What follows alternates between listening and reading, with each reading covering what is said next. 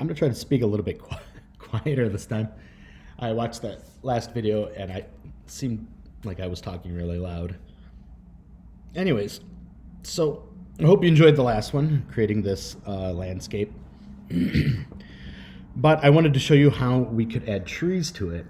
And Photoshop actually offers a really cool tool where you can create brushes of pretty much any shape you want.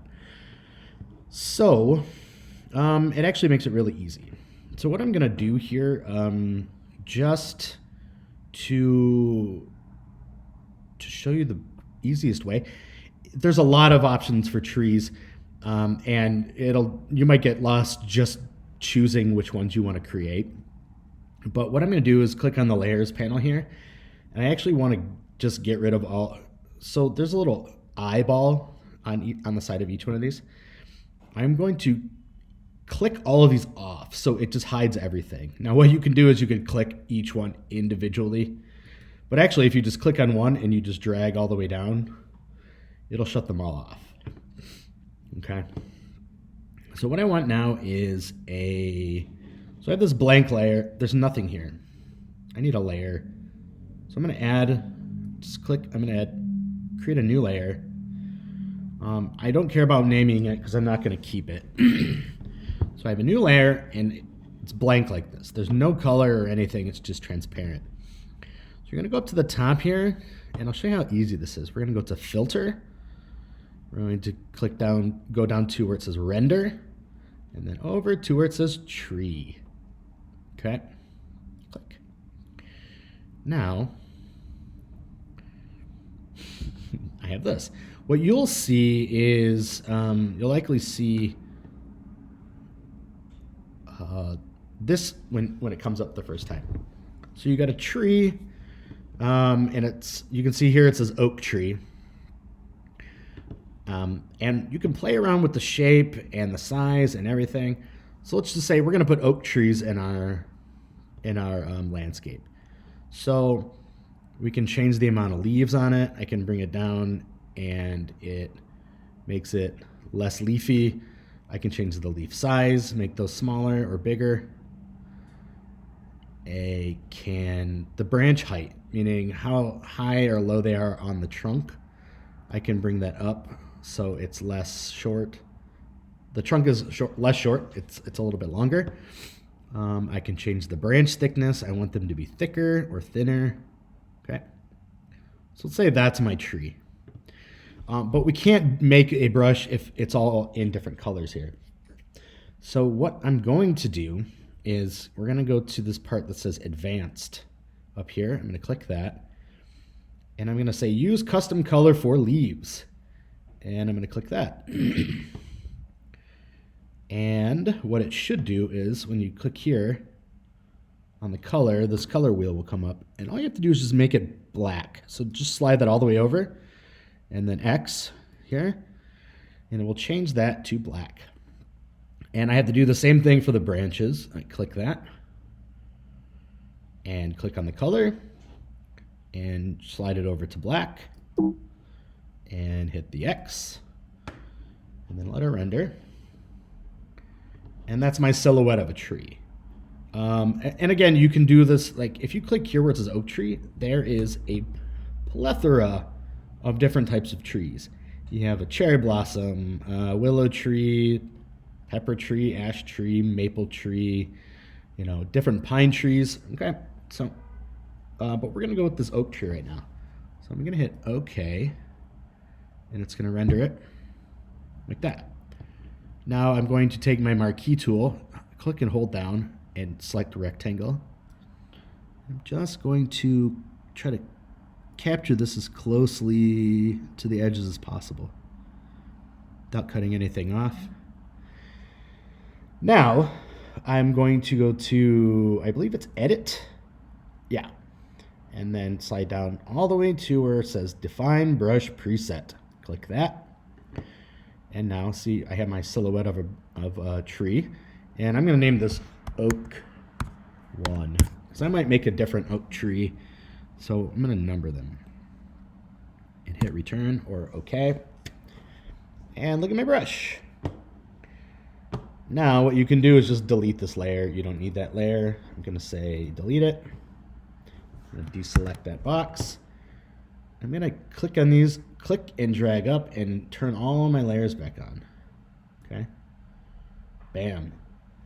So now, I don't know if an oak tree is going to really play well in this landscape, but whatever, we'll see. So I'm going to put some, I'm going to choose this layer right here and put some oak trees growing in this area. So to use that brush, I'm going to put them on a different layer. So I'm going to add a layer on top. I'm going to call it trees 1. And I'm going to go to my brush, which is over here. Or you can click here and get brush. Or you can hit B on the keyboard and you get brush. And wow, that is a huge tree. I'm going to click. Watch. This is what it looks like. That looks terrible. So what I'm going to do is, I'm going to undo that. I want to, change the color to be the same color as that layer. So I hit I on the keyboard, which is the eyedropper tool. Or you can go up here. And I'm going to click on that color. And it's down here at the bottom. You need to click this arrow to flip it. Oops, flip. And I'm going to go back to my brush, and that's huge. So I'm going to size this brush down. Now you can go up here to this little folder. Actually, you can click here, and where it says size, you can just drag that down. Or, so you can see that now. Or what you can do is, I can't show you this, but on the keyboard next to the letter P key, to the right side, there's a bracket. It's called the bracket, okay? And there's a bracket facing to the left, and then there's a bracket facing to the right. So the one on the left next to the P, if you click that, it makes your brush go down in size, and the one on the right side will make it go up.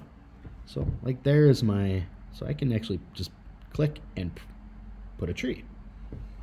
Well, that's cool.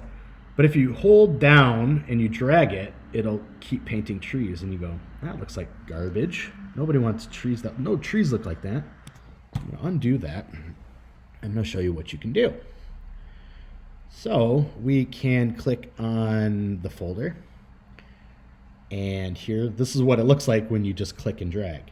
It looks terrible. So if you go to brush tip shape up here, and where the spacing says, you can click that and drag it over until they separate. Then, something else cool is if you click on the shape dynamics, click there, and there's this thing that says size jitter, and that means it will put the size up and down. So it'll vary the size and the placement next to each other when you if you click and you hold the brush as you drag it across.